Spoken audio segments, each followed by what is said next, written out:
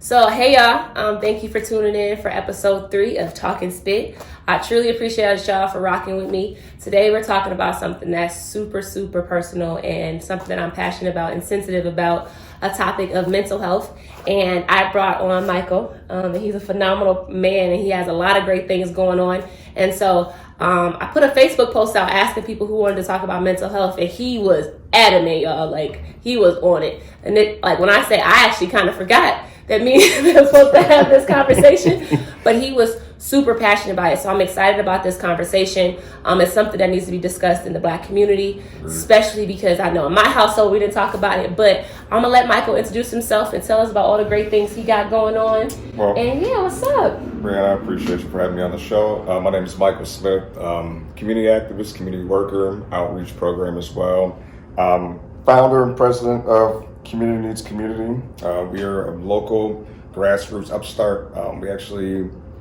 We're official as of July 9th on paper. I have an LLC and a nonprofit.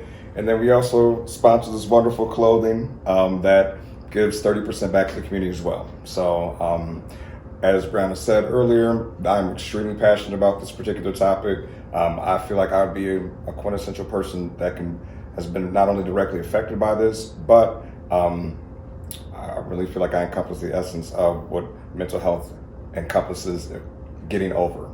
Okay. And like really feel like I can help other Black men and women have a better understanding of themselves in regards to this particular topic. So I really appreciate you having me on. Okay, so before we get into the nitty gritty, tell me something fun about you. You know, you got all these great things going on with the community, which is phenomenal, which I'm gonna make you go a little bit more in depth on that. But tell me something fun about you. What can we catch you doing on a Saturday if you're not marching? Oh man, Saturday I'm with the kids, and I'm pretty simple. I like Madden football. I make silly voices with my daughter. I'm really just kind of focused. Fun was a thing that I did. Now I'm just kind of really focused and passionate about the community. I love being outside with my son, getting basketball shots up. I like to read. I'm just pretty normal. I like World Star. I'm pretty... listen, you said World Star. You probably might be dating yourself a little bit. I'm 38, but at the end of the day, I try to, in my mind, to believe that I'm about... They still post 29. Videos on World Star? They do. They're goofy, but I used to watch don't judge me, y'all. I used to watch the little fight videos. Now they started making like a full package of a bunch of videos. Why do I watch fight videos? I don't know. That's because I'm from the north side. Sometimes we like to just let it out through other people. Okay, right. See, that's why people are into boxing. They can't shame me for watching hood videos when people watch UFC, and that's even worse. Yeah. I seen a girl get slammed on her head the other day. It was crazy. Not girl. That's besides the point. But that's one of those things where we're going to talk about today. We're going to ask questions on why people are doing those things and how we can avoid those things. All right. So I try to keep myself in tune as much as I can with both the youth movements as well as try to stay in my lane as far as my age bracket. But I don't ever want to neglect the generation behind me and the generation behind them, because we can all relate in some capacity. Oh, absolutely. So where can we find you for more information? So I'm on all social media platforms. Community Needs Community on Instagram. I'm on Twitter. I just recently got a Snapchat, which is absolutely hilarious because I'm like a fish out of water. Snapping, y'all. Yeah, I'm a fish out of water there, but I'm trying. Business pages through Facebook. We're continuing to grow. I usually get about 25 to 30 new joiners. That's phenomenal. A day, which is like really, been positive. People are starting to see what the movement is. And I live behind my words. I stand by what we do. Like, you'll see me anywhere from a homeless shelter to giving back to youth to marching on the front lines to we're out there with barbecues on George Floyd Street. Like, Community Needs Community is it's not just a base. It's more of a continued movement, more or less. And we're going to continue to try to sustain and be great and do positive things. And every time you see the logo, you know that it means positivity and unity. That's phenomenal. Speaking of, first I'd like to shout out Mad Dads, BJ Smith, for allowing us to use this space, which is another community organization that's been around for 30 plus years. Mm-hmm. And so thank you so much, God Daddy, I appreciate you for allowing me to use this space and allowing us to engage in such a great, phenomenal topic. And so the first question I kind of want to ask you, when I thought about mental health, I was trying to figure out what would be like a good intro question. So was it mental health, was it discussed growing up in your household? For me personally, mental health was discussed early stages because I have a mom who struggled with mental health issues. My grandma raised me from birth, so she just kind of, pre-warned me, differences and behaviors, things of that nature. So I mean, it was touched on lightly, but it wasn't a heavy topic of conversation. I do feel like it needs to be something that needs to be addressed, because there are signs. I mean, we just lost Walter Wallace a couple days ago, and the initial signs were the officers knew, and they knew who he was. They knew what, and they knew about the situation, but they chose to react a specific way. Could we have had more people in the community step up and maybe, be there for Walter if they known that he, as opposed to maybe snickering and laughing and making him an outlier? Yes, we could have done that. I mean, I wish that, for him and Laquan McDaniel, and, we look at people like Daniel Prudy, who they just aren't, they're calling for help in so many ways, and they're just continue to be neglected. And it's just, at the end of the day, it's just not right. Like, we have to be bigger than that and acknowledge our fellow kings and queens, our fellow brothers and sisters out here, and just really lend that helping hand. And we can alleviate a lot of these things that are happening. Oh, absolutely. Like for myself, mental health was something that wasn't discussed in my house. And even I have a mom who's a medical professional, so she's a nurse. And it was just like, no, I think I was always taught when you're going through something, pray about it. And I was like, yeah, that's great and all, but prayer can only do so much for someone. And so I think that was probably the most challenging thing for myself, was because I didn't know how to manage my own mental health. So it wasn't a topic of discussion. It was like, go talk to God about it. I'm like, okay, I know only God can do so much, and I love my Lord and Savior. But sometimes I was raised in church. Boom. So I think he placed people here to help people through different situations, if you ask me. Oh, I agree. So what do you think are some of the stigmas in a Black household when it comes to mental health? First thing that comes to mind is I feel like it's always looked at as a sign of weakness. Like, we are taught and groomed to be a specific way coming up in regards to, you got to be tough, you got to know what's going to be coming your way, be mindful of this, what's around the corner. So sometimes we can't necessarily really grasp what it is to be, asking for help and just leaning on the next person, or going to a friend or a family member and just confiding them, just saying, I really need you in these moments. I mean, to be honest with you, it's one of those things where counseling. You crazy, you going to therapist. That's what are you crazy? Oh, are you crazy? I'm like, what you mean? How me going to get seeking help for my mental health makes me crazy? That was the stigma in my house, that if you went to therapy or a psychiatrist, you were crazy. Now let's take it a step further. That's white person stuff. How many times have you heard that community where someone says, oh, that's white people stuff, we can't do that? Listen, I've gone to both a white and Black counselor, okay, to deal with things that I've dealt with in my life. I'm going to be honest with you, I would recommend doing your research about an individual. If a Black person fits you better, then more power to you. But there's also white people out there who are going to be understanding as well. Don't ever pigeonhole yourself. Like, you might not relate to a specific person, based on their, even if you are Black, but their ethnic orientation. Sometimes you might relate on the other side based on their story and their walk. Like, there's kids in the suburbs, just the same way there's kids on 14th, and they have the same lifestyles, but they intertwine differently. So you just have to. You helping me out today. You answering to all types of y'all. He doing a great listen. He already mentioned he done been to a therapist. He's like, I had a Black one, a white one. Listen, no, for real. Honestly, I tell you, this means a lot to me. I'm big on it. So what do you think? What is the role of your upbringing? How did that really contribute to your mental health in a negative or even a positive way? Okay, so I'll be the first one to admit, and I'll just keep this brief with people. I'm an open book. 16 years old, I was on my own. I lost my father to gun violence when I was 5. Wow. My mom, like I said, struggles, with substance abuse, and she's continued to try to grow. My grandma stepped in and did a phenomenal job with me. I'm grateful for Beulah every single day. She passed about 10 years ago, but she continues to keep me moving forward. If I would not have had people like Edward Smith in my family, my cousins, my aunts, my uncles, leaning on my friends, and just being an open book. Sometimes people think you don't understand you when you're young, when you're speaking out, but it's almost like you're just, you're getting, it's a therapeutic sometimes to just speak openly about what you're going through. And if some people don't understand it, that's okay. But it's better than you just holding it in and letting that fester and eat you up. And then that's when the negativity comes into play. Like, that's when we have the incarceration rate. That's when we have, early teenage pregnancy. That's when we have, just ridiculous, outlandish, violent scenarios that happen. Just reach out to those who love and care about you. Like there's at least one person that we all know who loves you. I promise you that. And just open up your heart to that person and talk to them. And I promise you'll feel better and you'll see some change too. Absolutely. I think when I thought about that question, what was really, when I thought about it, I was like, okay, how did my mental health, how was it affected by my upbringing? And in reality, I think that the reason why I'm still here is because I was raised in the church. And when I was really going through the darkest times of my life, I really seeked out my faith. Like I was chasing after God endlessly because there was only so much I can do here physically that I need to call on my spirituality. And so when I thought about it, I think that was the positive thing about my upbringing that kind of affected my mental health in a positive way. But also I thought about the negative aspect. I'm Jamaican, so we grew up traditional, we strong. Like there's nothing that's supposed to break us. I got who's Jamaican, he'll tell you, and he'll let you know too. Exactly, right? And so it's like you can't show weakness, especially being a black woman in America. You're not supposed to be weak. That doesn't correlate with being black, right? And so I think on a negative aspect, that strength was my weakness because I didn't know how to seek out help or to have a conversation about the things that I was going through.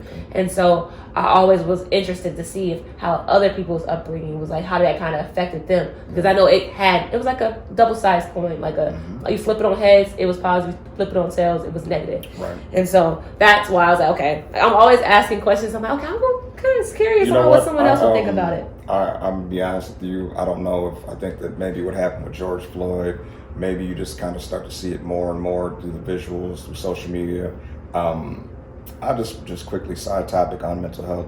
Please, black men, value and love these black women for what they do. You have no idea. Say it again. They are out there for us, front lines. I'm seeing them nonstop, being the brunt of the load, being disrespected in grocery stores, being disrespected in lines of DMVs, treating less than in a bank. It's okay to stand behind a person and just ask basic questions. Like we want so much to be done. We ask for so much justice and so much, but we don't want to back those who are going to literally die for us if it came down to it. Man, So just keep that in mind. I'm so happy you mentioned that too because I just read a poem. It's called Dear Black Girl, and one of the quotes in the poem I wrote it was I'm paraphrasing because I can't remember off the top of my head, but we spend all the time to protect the black boy, but we feel we always are left unprotected. And so that could, like when I talk to the women on the women's perspective on mental health, that's something that I know that contributes to my mental health, that I didn't feel like no one had my back. And it's like, it sucks to be like a person, like we have everyone's back, but no one has our back. Can I give you a small example? Of course. Okay. So one thing that I saw this summer that really stood out to me, it was early in the morning. We were down at Phelps Park. We were helping feed community members. And I saw these two young gentlemen, they probably between 16, 17 years old, playing with the young queen. She's probably 15, 16 years old. All things are fine. Gentlemen, you don't have to slap box with young ladies and play wrestle and play fight with women who are already going through enough, trying to be strong. Let these women just have a softened disposition sometimes and just be human beings and walk through their life feeling comfortable and feel like that you have their back. You don't have to toughen up what's already hardened.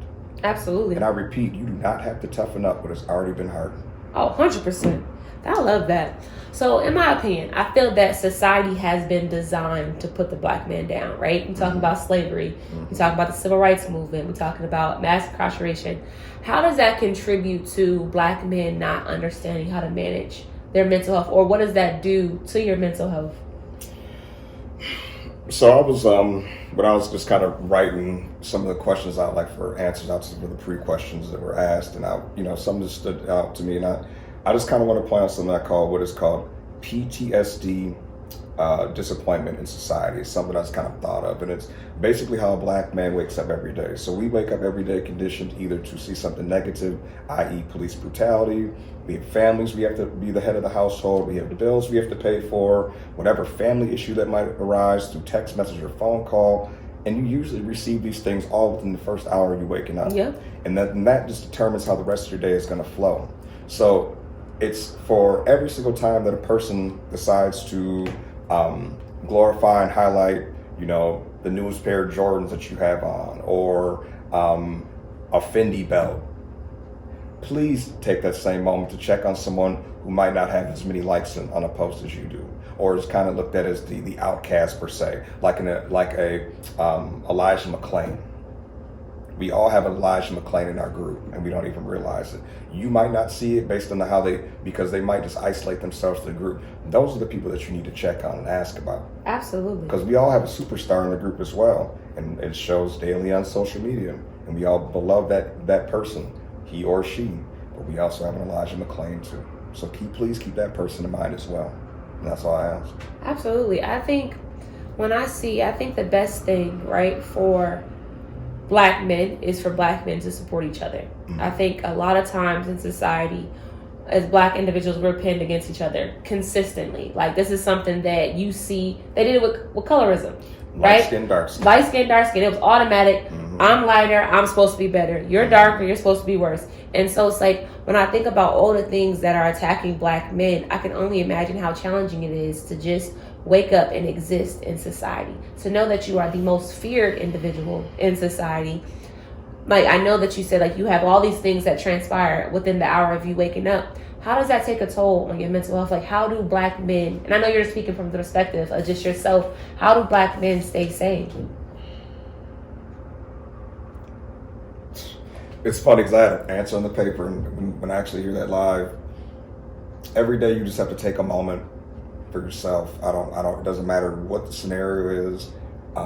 We all should take 5 to 10 minutes to ourselves and reflect and realize where we are at and what we can do to help other people.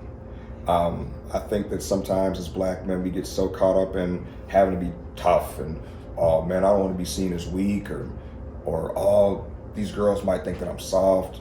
I don't feel like we have anything to prove at this point. If you wake up every day as a Black man, you're as solid as a rock. Mm-hmm. I mean, I wake up every day to a new person. I can't even keep up with people's names anymore. And you either decide to be strong and you ask of your other brothers and sisters, can I have your lending ear? You call an uncle or aunt, you call your mother or father, can I talk to you for a moment? Or you make bad choices and you live within that dexterity of toughness. And it's like, and we have to stop I see that. more Black men, and this is a side note, this is a question I didn't give you. I see more Black men self-medicating to suppress what they're going through. Me on the outside, I know it's a mental health struggle, right? Because mental health can recognize mental health, right? And it's like, why do you think it is? And I know that you said that you're supposed to be strong and hold the household down, but why is it so hard for Black men to seek out help when it comes to sustaining their mental health? I think that the pressures that are put on are based on what's around you. So, for example, if I don't have a substantial income, or if I don't have the newest, flashiest thing, you might be looked at a specific way. We need to take the material out of what we do in our society as far as Black people and focus on each other and how we can be better. The economic piece will come into play at some point. Absolutely. We're not even in a space yet to even be discussing those things.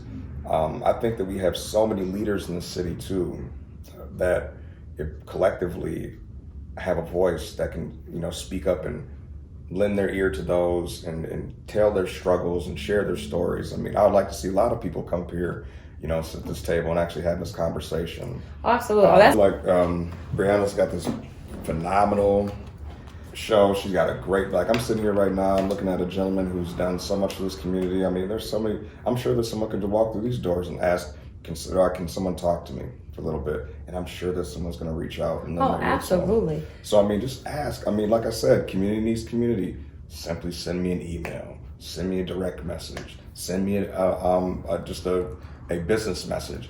I'll get back to you within the hour. I'm never going to leave my people out here alone on their own, because I've been there and I know how that feels. Oh, absolutely. So I think there needs to be, and I don't know if there are some that are actually present, but there needs to be like a Black men support group. And I'm not taking away from any other race. Mm-hmm.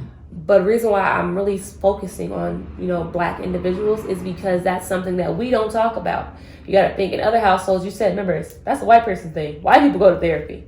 White people talk about them kids like, literally, we will need a break. have a whole Friday night town hall discussion about it in their living room about Exactly. how are you feeling? How are you doing what's today? Going on with What's you? going on? Versus you saying, make sure your homework is done. You better not pick up that trash. I need you. It's just, I think the structure in our household has made us just so business oriented.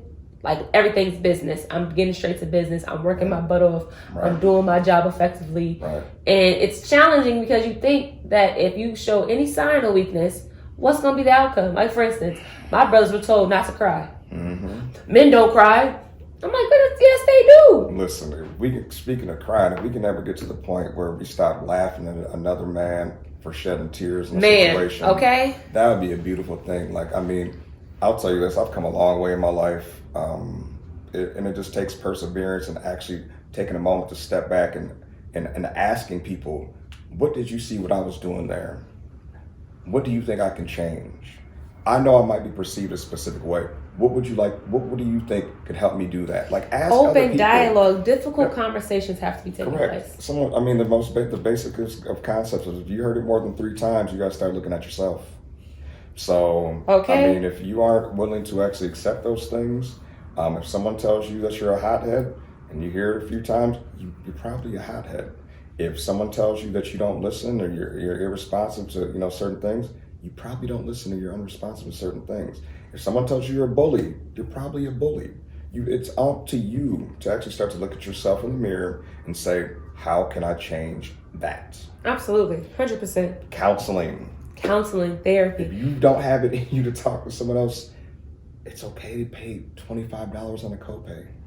Talk to someone else. Or if you get a really good medical insurance, it's $15. Hey. And then after you get your thing, it's free after a while. But I know that I jumped to one of the questions earlier just because I felt like it was prevalent on how the discussion was going. But what do you think are some common struggles that just transpire just existing as a Black man? And what does that do to you? Like, how does that make you feel? So every day, this is just, I mean, every day, majority of Black men, we wake up and we think about where we have to go for that day. And our first thing is our presentation. So, okay, if I have to go to a job interview or if I have to go run out to the suburbs per se, do I just feel like putting on sweatpants or sweatsuit and some tennis shoes and going about my business? Or do I want to dress like myself? Or do I have to dress up because I don't want people to perceive me a specific way? Unfortunately, it's just a reality, and it's a reality that we can only change if we take over those things, those sectors that need to be taken over to be created as equal. So, vote local government, vote for your friends and who are running for council, lower than council, even just people who are the neighborhood watch. All those things are essential. Everything matters. Because in reality, I think that all could takes it has its own part, and that plays it contributes to how you are feeling and how you're existing. If you feel comfortable in your neighborhood, you don't have to wake up and be afraid that something's going to transpire. If you know that Susie Q across the street is going to have your best interest in heart, and if she sees someone at your house, she ain't going to speculate and do some extra things.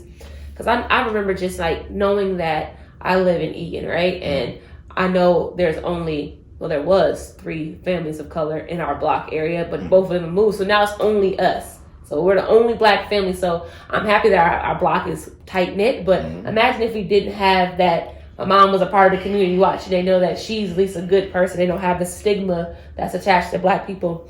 And that's a side note. The stigmas that attach to us, how does that affect you? Like knowing that everywhere you go, no matter how many degrees you get, no matter how many great things you do with your community outreach program, nonprofit your business, people still are going to be afraid of you. Oh, it hurts. It hurts. I know I can give you an example just of recently, several examples of when I'm just in stores purchasing things for the community and just people's, condescending comments. Oh, you have a lot of kids, or I can't believe you're doing this, or I can't believe you're buying that. That's not good for you.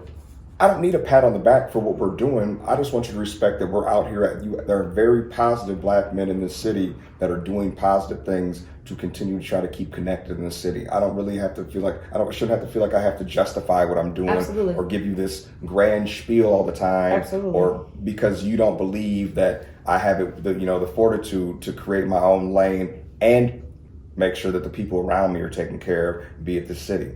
That day to day is very, very, very tiring.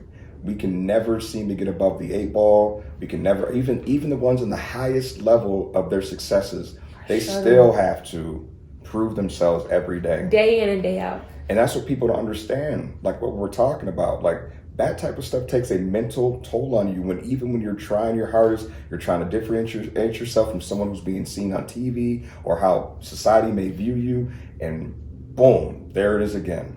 You're just viewed as that guy. You're just viewed as the person they just saw 5 minutes ago. And so how do you manage that? Like, how do you manage all the things that you just talked about that are struggles and things that you automatically is going to hit you? How do you manage that? Because I can only imagine.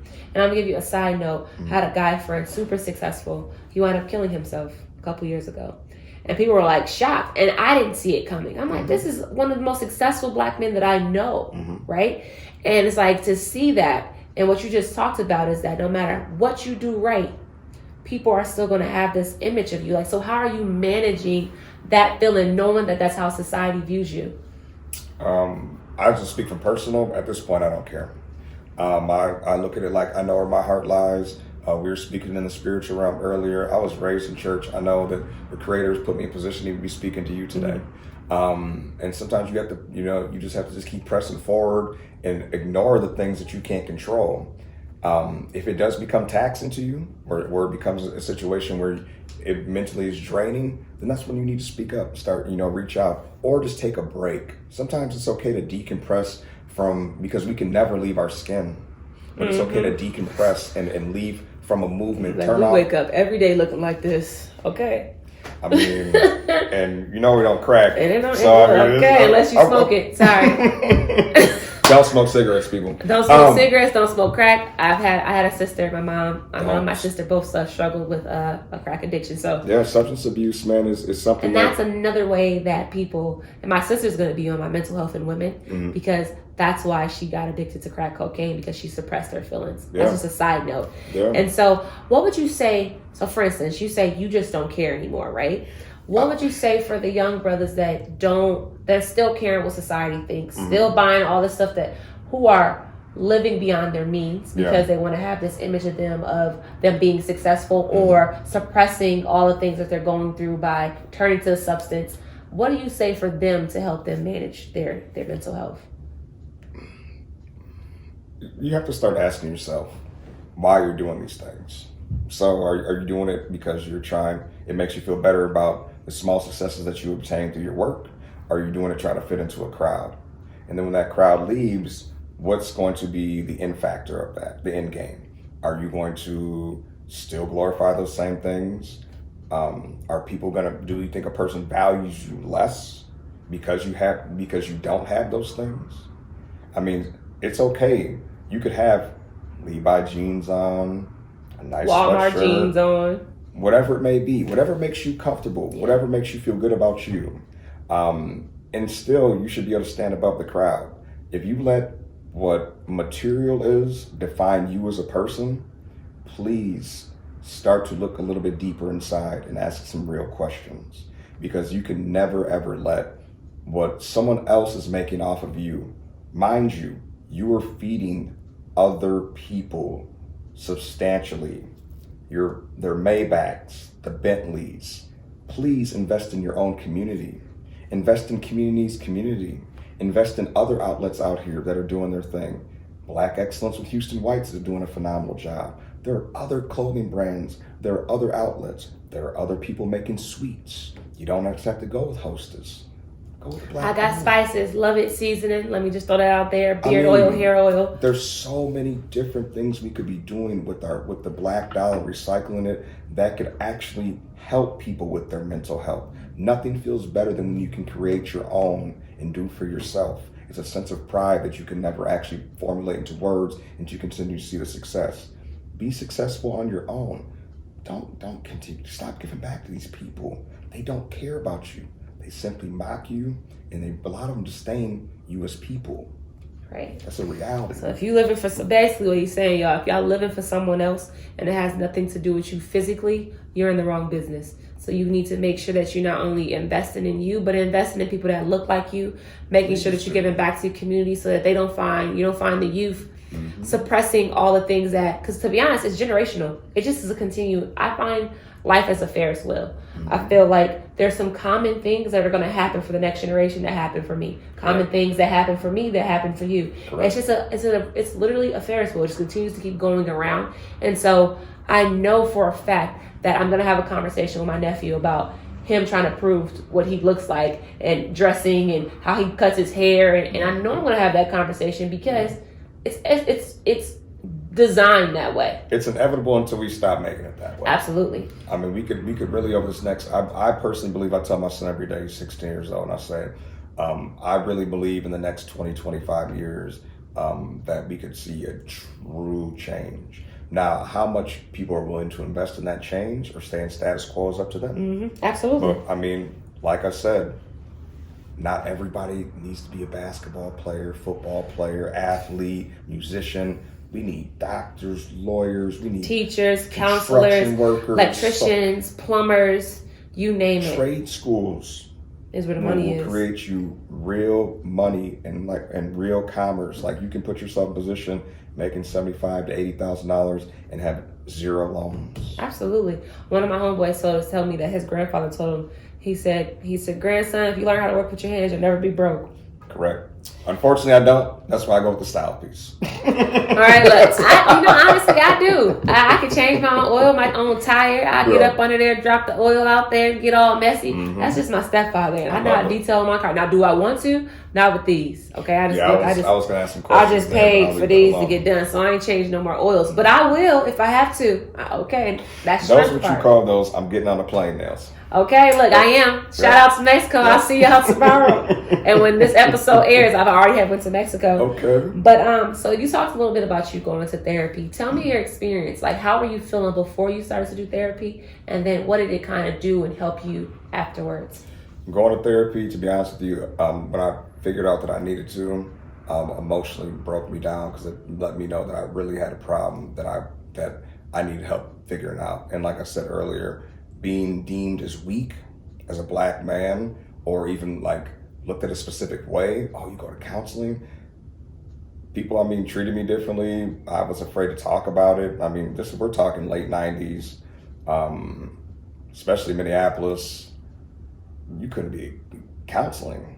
What you mean going to counseling? Counseling. No, but seriously though. But you're crazy? It was the biggest, yeah, what people it say. Was. But it took me on and off about 4 or 5 years to really, really get a grasp on who I was better as a person. And it really took me till I was over 35 years old, based on my life situation, to actually start to feel a bit more comfortable with my skin, to actually really open up and be vocal, and make myself more uncomfortable and like talking about things, make myself more vulnerable and talking about things. Like, it's okay. Trust me. I promise you, you're not alone. You are not the only one sitting on your couch or your home wondering, why am I going through this? I promise you, majority of us, are going through these issues. Absolutely. We all wake up the same way. Gentlemen, you don't got to cry in the shower, cry amongst your kids. And when they ask you why, let them know why. Because trust me, sometimes they wonder why you're hurting. Queens, you don't have to be tough for anybody. You can show weakness, and if someone doesn't value you for being weak and being vulnerable in that moment, then they don't value you as a human being. So, absolutely. So it's okay. It's okay. That's really funny because that stems to like my last question is that it's really funny she said that everyone's going through something, and I always think about that. And that's why I approach my life as being very positive. I'm that person like, hey, how you doing? And I mean it, like, how are you doing? Because that was something that I was lacking. Like, I felt like people weren't doing that enough for me. Right. No one wasn't checking in, like a quick check-in. How are you doing? Everything's good. Are you really good? Yeah. When someone asked me for the first time when I discovered that I was going through some mental health challenges was my sophomore year in college, and my coach was like, how you doing? I'm doing good. He said, no, how are you really doing? And as soon as he said, how are you really doing? I was like, oh, so this is going on in my mind. And it's challenging, but how can black women in general, really support men who are struggling with their mental health? Because I remember, and the reason why I came with this question, I had an ex-boyfriend, and I knew he was going through it. He started to drink more, he would smoke, he was doing things that I didn't recognize within him, and I didn't know how to support him. What would you tell women or even family members on how they can support family, especially a Black man going through something when it comes to his mental health? Okay, so I experience this day to day. I know growing up, I'm would be deemed as more proper. It's always, oh well, you talk white and whatnot, and sometimes I always take it back to first. Let's stop judging each other's situations without knowing a person's background. Yep. That's a really, really good place to start, and we could really stop need to idolizing those who are going after the fast money and downplaying those who are just trying to be good human beings, fathers, businessmen, strong Black men who are actually trying to create avenues for other people. I respect everyone's walk of life. However, for my queens, all I ask of you is stop being so quick to judge someone based on finance. Get deeper into someone's spirit and learn of individuals. Foundation. You're missing out on some phenomenal people out here. I'm not speaking from me directly. I'm speaking from what I see from men that I know, from other people out here in these streets who are good people who get looked over or are passed as corny or lame. All right, so hey y'all, we had some technical difficulties. That's what happens when you work with technology. But you were talking about how us as queens can support Black men or just men in general. And you were talking about the finances being the measuring cup for women and why it shouldn't be that. It shouldn't be that. I think that just, a simple, sometimes, are you doing okay? Not asking so much sometimes when you know that a person is there as your backbone. Like, the pressures when we leave the house are already so substantial to the point where when you come through the home, no one wants to feel like they're being burdened with not doing enough. Stop nagging. Your man going through enough. I'm not going to call it nagging because I get that you have your nitpicking, because it's like trust me, I get when you walk out into the world, how you're viewed, how people look at you. I have sisters who, I worry about every day, because they are viewed a specific way. I have a daughter who looked at a specific way. And to me, I'm just kind of like, we don't have to make it more difficult on each other. All we have to do is just continue to work together and grow from these experiences and share your experiences with each other, good, bad, or the ugly. Because sometimes it's just good to get off your chest. And if you get off your chest, it changes things. And stop snapping at each other all the time. Man, I think that right there, the reason why I'm single, I'm not looking for nobody. So when y'all see this and y'all hear this, do not slide in my DMs. I am focused on my bag right now. But one of the biggest things that affected my mental health at the peak is that not having a spouse that wasn't a stress person, like a stress point. Like when you are with me, you're supposed to be my peace. Like we're supposed to be each other's peace. And I'm like, if you stressing me out and life is already hard, we can't be together. And so that point that he just said, stop snapping on each other. I think the world needs more love. Yeah. We need to love on each other a lot more. And I think that will literally it's not going to completely just eliminate mental health. But what it will do is allow it to be bearable for some that are going through things, because they at least know that people love them. Like you said, there's at least one person that loves them. But say it.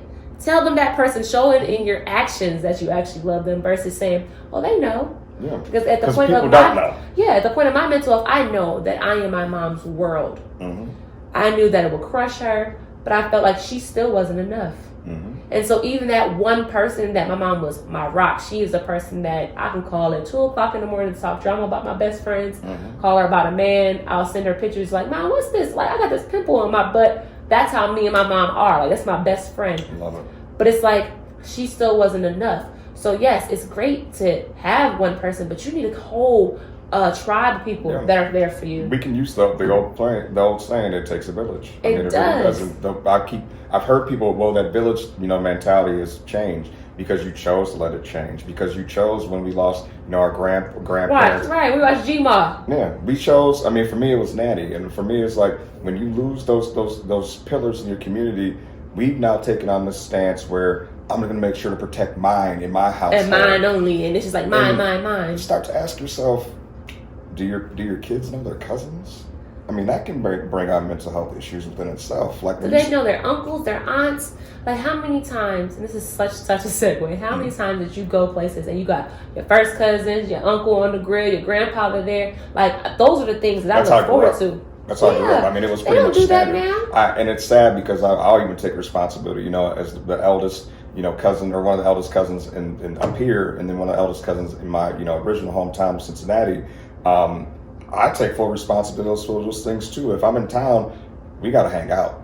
That's the first thing I do. Call my uncle. You got to get the queue going like immediately, because it just gives people an opportunity. First, you can just be yourself around your family. Right. There's no one else in this world you can be yourself around is your family. And if you can't be yourself around your family, that's another thing that you have to address. Oh, absolutely. Because you should never feel uncomfortable around those who've known you since diapers. Okay, diapers. When I came out the womb, head was big, 10 pounds 1 ounce. So I came out ready for the world. I was hefty. I mean, my head's kind of small, so it's okay. It fits your body. At least you ain't got a real big body and you got a small head. And then I would say, I know some trainers. I'm just playing. Thank you, I appreciate that. But no. Edit the tape. No, but listen, I know some trainers that need to help me out because I'm looking a little little hefty. So funny. Like at one point, I was almost 300 pounds. So. Really? Well, we're gonna talk about this off camera because I'm approaching it. I'm not 300, y'all. I'm 215, but I'm just saying I used to be 166 at my playing weight. She's like 6'8". I'm not 6'8". I'm 6'1". I'm 5'8". That's because his feet dangling while he's sitting in the chair. He want to talk stuff. His feet don't touch the ground, y'all. But no, this was phenomenal. When I tell you, this is something that I really wanted to discuss, and it's not every day that you get to have the opportunity to talk to a black man, a successful black man, a black man that is creating change in the community and doing it one child, one youth at a time. That's phenomenal. So thank you so much. Is there any people that you want to shout out? Just quick shout out. Just once again, community. All social media platforms. I just appreciate everyone, for taking a moment to actually listen to what I had to say today. And like I said, if you have moments that you just don't know or you feel lost, reach out, please. Brianna, thank you, for this platform. And I just want our city to continue to grow, love each other more than we are. And let's just be better, please. That's all. Absolutely. So if you didn't catch anything from this episode and you didn't remember anything, understand that love conquers anything. When you love on someone, it just makes you feel even better for you to extend that love. But thank you so much for tuning in, you guys, and always remember peace, love, happiness, and success. I hope y'all